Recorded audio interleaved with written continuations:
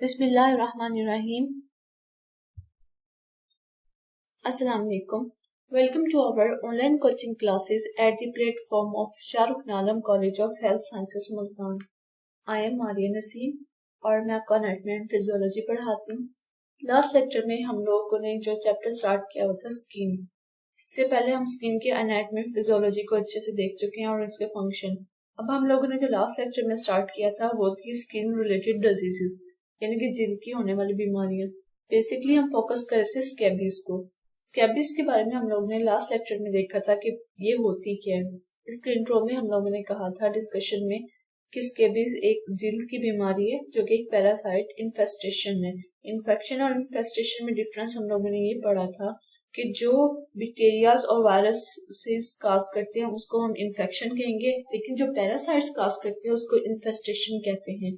Basically scabies क्या होती है? इन्फेस्टेशन है जो कि एक पैरासाइट सार्कोपिटीज स्कैबियाई की वजह से होती है।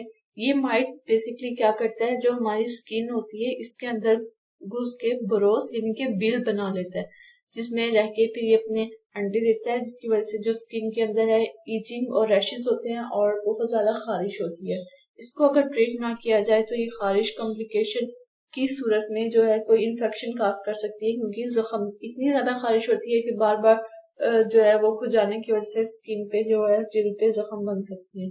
और इसकी डायग्नोसिस के बारे में हम लोगों ने देखा था कि आमतौर पे इसकी अलामात से ही हमें पता चल जाता है कि ये स्कैबीज है, लेकिन फिर भी स्किन स्क्रैपिंग टेस्ट किया जा सकता है। उसमें मुतासर स्किन को लेके चेक कर लिया जाता है कि आया माइक्रोस्कोप के नीचे कि आया ये स्कैबीज है या नहीं, कि कोई एलर्जिक कंडीशन या कुछ तो नहीं है। इस तरीके से ये सारी चीजें हम लास्ट लेक्चर में जो है वो डिस्कस कर चुके थे। आज जो हम लोगों ने पढ़ना है, आज हमने पढ़ना है कि इसका ट्रीटमेंट कैसे किया जाता है। स्कैबीज के बारे में तो हम डिटेल से देख चुके हैं। Let's start today lecture. Treatment of scabies के बारे में अगर हम देखें, बेसिकली इसका ट्रीटमेंट हम कह सकते हैं कि दो तरीके से किया जा सकता है। एक तो क्रीम यूज की जाती है, दूसरा लोशन। पर मैथरीन के नाम से एक क्रीम आती है 5%, वो इस्तेमाल कर दे, या एक लोशन होता है मैलाथियोन 0.5%। ये दो लोशन, ये क्रीम और लोशन, इसके जरिए क्या किया जाता है, जो भी पेशेंट होता है उसकी स्किन पे इसे मालिश की जाती है, मतलब पूरी बॉडी पे इसने अप्लाई करना होता है। इससे कोई फर्क नहीं पड़ता कि कौन सा पार्ट उसका इन्फेक्टेड है, पूरी बॉडी पे उसने जो है अच्छे से जो है मालिश करनी होती है, उसको अप्लाई करना होता है। फिर इसको जो अकॉर्डिंग टू पेशेंट कंडीशन है उतने टाइम के लिए छोड़ देना होता है। बेसिकली जो क्रीम है उसको 8 से 12 घंटे के लिए कहते हैं कि आप छोड़ दें, जो लोशन है उसको 24 घंटे के बाद, और उसके बाद आपने नहाना होता है, या पेशेंट ने जो भी है उसने नहाना होता है। इसके अलावा एक चीज और जो माइंड में आप लोगों ने रखनी है, अगर किसी पेशेंट को स्कैबीज जो है डायग्नोस होती है तो उससे रिलेटेड उसके जितने भी घर वाले हैं उन सबको भी जो है ट्रीटमेंट के लिए अप्लाई किया जाता है, और सबका ट्रीटमेंट जो भी उसके करीबी कांटेक्ट में रहने वाले हैं, ठीक है, उसकी हस्बैंड है या वाइफ है या बेबी है जिसको कि मदर अगर फीड कराती हैं, या जो भी ऐसे लोग हैं जो उसके क्लोज कांटेक्ट में काफी अर्से से रह रहे हैं, उन सबका ट्रीटमेंट एक साथ ही स्टार्ट किया जाता है। उसमें बेसिकली क्या होता है, ये क्रीम या लोशन जो होती है उसको हम देते हैं, और फिर नेक्स्ट 7 डेज के बाद या पेशेंट की कंडीशन के बाद फिर प्रिस्क्राइब की जाती है। ये तो इसका टिपिकल हो गया। इसके अलावा जो हाइड्रोकॉर्टिसोन है वो भी दी जाती है। इन्फ्लेमेशन, अगर मतलब बहुत ज्यादा रैशेज हैं, बहुत ज्यादा ईचिंग हो रही है, ईचिंग का मतलब होता है खारिश होना, ठीक है, बहुत ज्यादा खारिश हो रही है, उस पेशेंट को नहीं फर्क पड़ रहा क्रीम से भी, या बहुत ज्यादा बार बार वो खुरच रहा है, बॉडी को खुजली कर रहा है, तो उसकी कंडीशन को दूर करने के लिए भी हम हाइड्रोकॉर्टिसोन देते हैं। और क्योंकि ये रात के टाइम जो है कंडीशन ज्यादा सीवियर हो जाती है, तो उससे बचने के लिए हम एंटी हिस्टामिन्स देते हैं। एंटी हिस्टामिन्स को हम एंटी एलर्जिक्स भी कहते हैं, ठीक है। बेसिकली वो इसको ट्रीट नहीं करती है स्कैबीज को, लेकिन क्या होता है क्योंकि उसमें थोड़ी सी सिडेशन होती है, नींद आ जाती है पेशेंट को, जो खारिश होती है एटलीस्ट वो रुक जाती है। इसके अलावा बेसिकली इसका ट्रीटमेंट नहीं करती है, बस वो पेशेंट को पुरसकून करके थोड़ी देर के लिए सुला देती है, क्योंकि रात के टाइम में इसमें खारिश और ईचिंग ज्यादा होती है। इसका हम ट्रीटमेंट देख लेते हैं। Treatment of scabies. The two most widely used treatment for scabies are permethrin cream and malathion lotion. Permethrin cream और मैलाथियोन लोशन, ये दो जो होते हैं इसका सबसे ज्यादा इस्तेमाल होने वाले जो हैं, और ये इसके जेनेरिक नेम है, इनके ब्रांड नेम नहीं है। Both medications contain insecticide that kill the scabies mite. दोनों मेडिकेशन यानी कि दोनों अद्वियात जो है इंसेक्टिसाइड क्या होते हैं? कीड़े मार अद्वियात।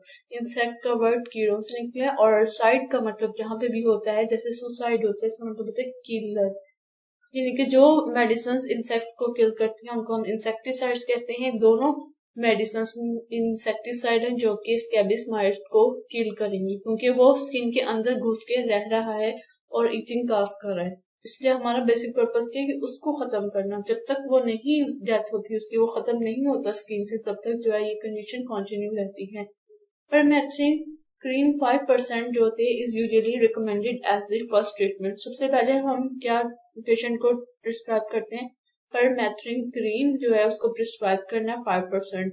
और सेकंड पे अगर वो इन्फेक्टिव नहीं है, ठीक है, पेशेंट फिर भी कंडीशन लेकर आ रहा है कि उससे कोई फर्क नहीं पड़ा, देन हम मेलाथायोन लोशन की तरफ जाते हैं। मेलाथायोन 0.5% लोशन अवेलेबल होता है जो कि हम यूज करते हैं अगर परमेथ्रिन क्रीम से पेशेंट को कोई रिलीफ नहीं मिला, कोई आराम नहीं आया।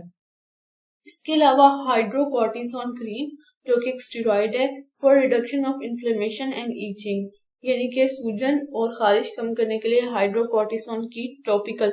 ऐसी तमाम मेडिसिन जो कि स्किन के ऊपर अप्लाई की जाती है उनको हम टॉपिकल मेडिसिन कहते हैं। ये सारी की सारी टॉपिकल है।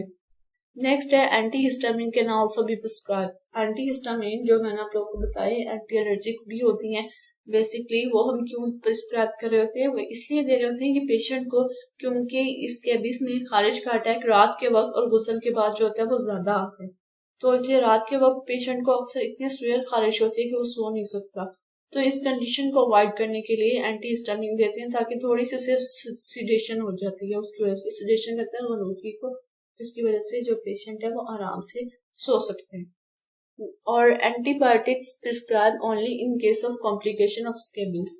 स्कैबिस को अगर वक्त पे ट्रीट ना किया जाए या उसका सही ट्रीटमेंट ना किया जाए तो क्या होता है, खारिश कर करके बॉडी पे क्या होता है, क्योंकि माइट्स तो रह रहे होते हैं ऑलरेडी बॉडी में, तो वहां पे सोर बन जाते हैं, यानी कि खुले जख्म बन जाते हैं जिन पे बैक्टीरिया अटैक कर सकते हैं और इन्फेक्शन हो सकती है, पस पड़ सकती है। इसलिए अगर जख्म बन जाते हैं तो उस पस को अवॉइड करने के लिए जो है एंटीबायोटिक्स प्रिस्क्राइब की जाती हैं ताकि पस से या बन के और मजीद जो स्किन की कंडीशन खराब ना हो, हालत खराब ना हो, इसलिए हम एंटीबायोटिक जो है वो प्रिस्क्राइब करते हैं in case of swear complication of स्कैबिस। Home remedies भी की जाती हैं। होम रेमेडीज आप लोगों को बताया था क्लास में कि घरेलू टोटके जिनको हम कहते हैं, कहा जाता है कि नीम के टी ट्री ऑयल एक यूज होता है, ऑयल यूज होता है, थोड़ा एक्सपेंसिव होता है लेकिन ये इस्तेमाल करने से भी काफी हद तक स्कैबिस के बारे में कहा जाता है कि कम हो जाती है। नीम के पत्तों को पानी में उबाल के कहा जाता है कि उसका गुसल करने से भी कम हो जाती हैं। These are the home remedies, ठीक है, ये सारी की सारी होम रेमेडीज हैं जो कि कुछ हद तक इफेक्टिव भी हो सकती हैं क्योंकि ऑफ कोर्स नेचुरल है, लेकिन मेडिकेशन जो होती है वो ज्यादा है और कोई भी होम रेमेडीज हैं ये एहतियात से इस्तेमाल करनी चाहिए। बाज दफा होम रेमेडीज भी जो होती है वो पेशेंट की कंडीशन को सीवियर कर देती हैं, ठीक है, लेकिन नीम हो गया, टी ट्री ऑयल हो गए, ये मेडिसिनल यूजेस भी हैं इनके, इस लिहाज से ये इफेक्टिव साबित हो सकती हैं क्योंकि ये एंटीसेप्टिक होती हैं। एंटीसेप्टिक तमाम वो मेडिसिन होती हैं, वो एजेंट्स होते हैं जो कि माइक्रो ऑर्गेनिजम्स को किल करते हैं किसी बेजान उसकी सतह से, उसको किसी एंटीसेप्टिक सॉरी डिसइंफेक्टेंट बेजान से करते हैं और इन्फेक्टेंट डिसइंफेक्टेंट करते हैं हमारी बॉडी की स्किन को। ये सब के सब स्कैबिस के इलाज के लिए रहनुमा असूल कौन कौन से होते हैं? अगर हम इसको देखें कि अब हम लोगों ने ट्रीटमेंट तो पढ़ लिया कि लोशन है और क्रीम है, इसको अप्लाई कैसे करना है और क्या क्या एहतियाती तदाबीर करनी चाहिए। सबसे पहले तो ये बात आप लोगों को माइंड में होनी चाहिए, और जब आप पेशेंट आए आपके पास, ठीक है, उसकी डायग्नोसिस हो गई है, उसके बाद आप लोगों ने उसकी काउंसलिंग करनी है। जब उसको मेडिसिन प्रिस्क्राइब कर दी गई है तो उसके बाद उसकी आती है कि आप लोगों ने उसकी काउंसलिंग करनी है, उसको बताना है कि आपने ये मेडिकेशन कैसे इस्तेमाल करनी है। तो उसमें सबसे पहले तो ये चीज है कि जितने भी पेशेंट के क्लोज कांटेक्ट वाले लोग हैं उनको भी इलाज साथ पे स्टार्ट किया जाता है क्योंकि स्कैबिस ये एक से दूसरे में फैल सकती है, ठीक है, तो इसलिए इसका इलाज साथ साथ दूसरे लोगों को भी कराना है। और इसके अलावा उस पेशेंट को जो आप लोगों ने देना है उसको आपने बताना है कि उसने अपनी क्रीम कैसे अप्लाई करनी है, लोशन कैसे अप्लाई करना है पूरी बॉडी पे, कहाँ कहाँ पे उसने अप्लाई करना है, किस तरीके से अप्लाई करना है। और दूसरी बात ये कि जो कपड़े उसने पहने हुए हैं या जो भी उसकी बेडशीट्स हैं, टॉवल्स हैं या जो भी रिलेटेड क्लोथ्स हैं, उन सबको, पिलोज हो गए, यानी तकिए के जो कवर वगैरह होते हैं, ठीक है, उन सब चीजों को एक दफा उबले हुए पानी में डाल के उसने अच्छी तरह से वॉश करवाना है। और उसके बाद जो है, और जो उसके खास तौर पे उसके पेशेंट के अपने कपड़े होते हैं उसको भी। और इसके बाद जो होता है फिर एक 7 दिन बाद दोबारा से ये सब कुछ किया जाता है। छोटे बच्चों को भी इस तरीके से, क्योंकि किसी भी एज में हो सकती है, बच्चों को भी ऐसे ही करना है। और ये है कि आप बच्चों को स्कूल भी भेज सकते हैं जब आप एक दफा कर सकते हैं। ऐसे नहीं है कि जैसे मीजल्स में होता है, खसरा की जो बीमारी होती है, उसमें तो आपने 7 दिन के लिए जो होता है वो बिल्कुल इन कंटेक्ट रहना होता है दूसरे लोगों से। लेकिन इसमें जब आप अपनी फर्स्ट डोज दे देते हो तो उसके बाद आप जो है पेशेंट है वो अपने नॉर्मल एक्टिविटीज को परफॉर्म कर सकता है। तो अब देख लेते हैं कि आप लोगों ने इसको लिखना कैसे है। स्केबिस के एहतियाती तदाबीर के नाम से आप लोग इसको हेडिंग देंगे। इसमें क्या करना होता है, जो भी क्रीम या लोशन होता है उसको जिल्द के ऊपर, सारी जिल्द पे लगाने की जरूरत होती है, बशमूल कमर, पाँव और तलवे जो होते हैं, उंगलियों के दरमियान, नाखूनों के नीचे, सर, गर्दन, चेहरा, कान और तौलीदी अज़ा जो सेक्सुअल पार्ट्स होते हैं, खासतौर पे फीमेल्स में इन जगहों पे ज्यादा तवज्जो की जरूरत होती है जहाँ मार्ट के बिल ज्यादा पाए जाते हैं। कलाइयों और कोहनियों के सामने के हिस्से में भी ये पाए जाते हैं। एक बालिग शख्स के सारे जिस्म पे मालिश करने के लिए कम से कम 30 ग्राम क्रीम या 100 ml लोशन दरकार होता है। तो ये तो जब डॉक्टर के पास जाता है पेशेंट तो उसके अकॉर्डिंग जो है, और क्रीम्स भी इतनी अमाउंट में आती हैं कि आपको कितनी लगानी है और कैसे कैसे लगानी है। तजवीज करदा पूरे वक्त के लिए क्रीम या लोशन लगाना चाहिए। यह वक्त मुख्तलिफ हो सकता है जो कि पेशेंट की कंडीशन के मुताबिक होगा। मिसाल के तौर पे मेथ्रीन क्रीम जो होती है वो 8 से 12 घंटे के लिए लगी रहनी चाहिए। उसके बाद जो है आप उसको वॉश कर सकते हो, नहा सकते हो। जबकि मेलाथियोन लोशन जो होता है उसको 24 घंटे के लिए लगा रहना चाहिए। कुछ पेशेंट ऐसे होते हैं जिनमें हम 3 दिन के लिए भी रिकमेंड करते हैं कि 3 दिन के बाद जो है आपने नहाना है। पहली मालिश का इलाज मुकम्मल होने तक बच्चों को स्कूल ना भेजा जाए। अगर हमें हाथ या जिस्म का कोई हिस्सा इलाज के दौरान धोना पड़ जाए तो धोई हुई जगह पे क्रीम या लोशन दोबारा लगाएं।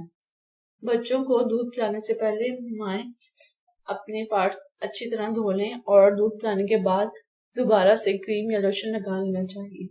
बच्चों के हाथों पर दस्ताने चढ़ा देने चाहिए ताकि वो हाथों से क्रीम या लोशन ना चाट सके।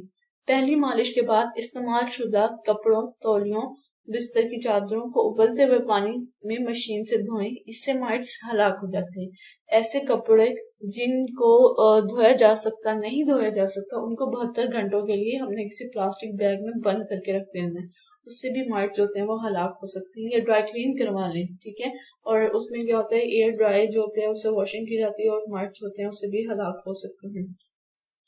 सेकेंडरी के केस में जो है वो हम एंटीबायोटिक देते हैं, इसके अलावा हम नहीं देते। It's all about स्कैबिस। स्कैबिस का टॉपिक आप लोगों का कंप्लीट हो गया कि कैसे ट्रीटमेंट करना है और क्या क्या करना है। और इसमें आप लोगों ने ये बात लाजमी लिखनी है कि जब एक पेशेंट को, किसी मरीज को स्कैबिस जो होती है उसकी तशखीस हो जाती है तो उससे मौजूद ऐसे लोग जो उसके करीबी कांटेक्ट में रहते हैं, करीबी राब्ते में रहते हैं, जैसे कि उसकी वो वाइफ हो गई या हस्बैंड हो गया या बेबी हो गया छोटा, अपनी माँ से जो वो रहता है, तो उन सबको भी इलाज की जरूरत होती है। नेक्स्ट अगर हम डिजीजेस देखते हैं कि कौन कौन सी हो सकती हैं, तो फंगल इन्फेक्शन हम देखते हैं जो स्किन की मोस्ट कॉमन है। इसके बाद स्कैबिस के बाद सबसे ज्यादा इंपॉर्टेंट जो होती है वो फंगल इन्फेक्शन होती है। आप लोगों ने देखा होगा कि अक्सर जो उंगलियों के दरमियान में जो है वो थोड़ी फैसा हो जाता है और यहाँ से गलना स्टार्ट हो जाती है। खास तौर पे ऐसे लोग जो कि, ऐसी फीमेल्स जो पानी में ज्यादा काम करती हैं, ऐसे लोग जो कि पानी के अंदर ज्यादा काम करते हैं, उनके अंदर ये कंडीशन जो होती है वो आम दिखने में होती है। और बरसात के मौसम में ये कंडीशन ज्यादा सीवियर हो जाती है। फीमेल्स के अंदर ये होता है कि जब भी वो कपड़े धोती हैं या बर्तन धोती हैं तो उनके अंदर ये जो होता है ज्यादा सीवियर होने लग जाती है। इस तरीके से वैसे जख्म बन जाते हैं जैसे आपको डायग्राम में दिख रहा है। इस तरीके से गलना स्टार्ट हो जाती है और यहाँ पे बहुत ज्यादा ही खारिश होती है। कोई पस वाला कुछ भी नहीं होता, बस खारिश होती है बहुत ज्यादा और स्किन जो होती है वो खराब होना स्टार्ट हो जाती है। इस कंडीशन को हम फंगल इन्फेक्शन कहते हैं। जिल्द की सतह पर फंगस मौजूद होती है लेकिन ये बेजहर होती है। फंगस जब जिस्म के अंदर घुस जाती है तो उसको फंगल इन्फेक्शन कहते हैं। आमतौर पर जिस्म की सतह पर होती है और ज्यादातर बालों और नाखूनों को मुतासिर करती है। एथलीट फुट, इस बीमारी को अगर पाँव के दरमियान में हो जाए तो इसको एथलीट फुट भी कहते हैं या रिंगवर्म भी कहते हैं। इस तरीके से जो होती है इन्फेक्शन, ये कुछ फंगल इन्फेक्शन की मिसालें हैं। ऐसे मरीज जिनमें कुव्वत मुदाफ़त कम होती है या एंटीबायोटिक अगर पेशेंट ले रहा है तो उन लोगों में ज्यादा होती है। इसके अलावा ऐसे लोग जो कि पानी में ज्यादा काम करते हैं उनमें भी अटैक होने का ज्यादा खतरा होता है।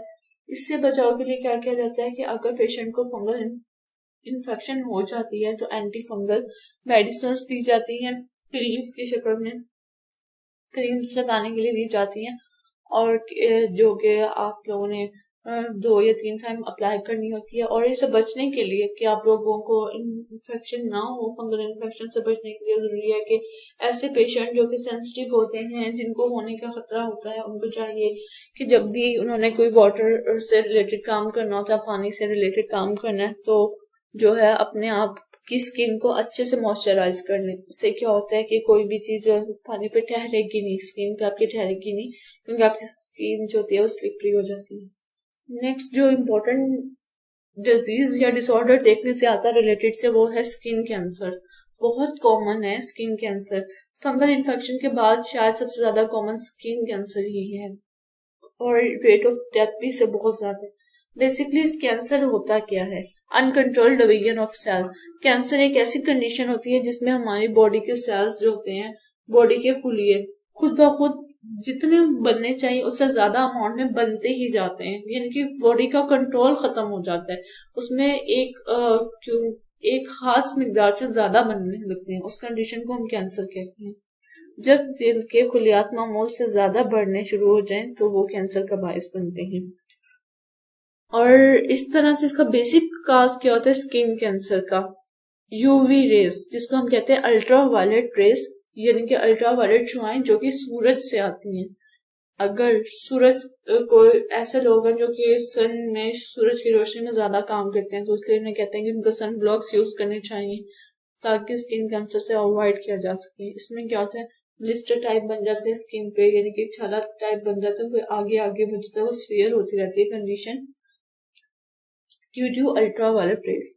टाइप्स के लिहाज से देखें तो कैंसर 2 तरह के होते हैं, मैलिग्नेंट एंड बेनाइन। मैलिग्नेंट वो कैंसर होता है जो कि पूरी बॉडी में फैलता रहता है, कहीं एक जगह पे स्टार्ट हो गया तो आगे उसने पूरे जिस्म में फैलते जाना है, बाकी जो ऑर्गन्स है उनको भी टारगेट करता है। बेनाइन का मतलब होता है इनोसेंट, मासूम, यानी कि वो ट्यूमर जो कि मजीद नहीं फैल सकता उसको हम बोलते हैं बेनाइन। ये जैसे कि कुछ जिस्म में रसोलियां बन जाती हैं कि वो वहीं पे रहती हैं, कुछ नहीं रहती, और कुछ ऐसा होता है कि आगे आगे फैलता रहता है, वो मैलिग्नेंट में आते हैं। स्किन कैंसर को से बचने के लिए बेहतर तरीका यही है कि सबसे अल्ट्रा वायलेट रेस से खुद को बचा जाए ताकि कैंसर होने का खतरा ना हो। और जितनी जल्दी कैंसर के केस में तशखीस हो सकती है, यानी कि डायग्नोस हो सकता है, उतनी ही जल्दी जो है वो सेहतमंद होने का होता है। कि जितना क्योंकि इसमें लेट होता रहे उतना भी जो होता है वो स्टेजेस बढ़ती जाती हैं कैंसर की और ट्रीटमेंट करना मुश्किल होता जाता है। It's all about skin diseases. Specially आप लोगों ने स्कैबिस के बारे में फोकस करना है। कोई क्वेश्चन हो तो आप लोग पूछ सकते हैं। नेक्स्ट हम लोग इंशाल्लाह न्यू चैप्टर स्टार्ट करेंगे। Thanks for listening.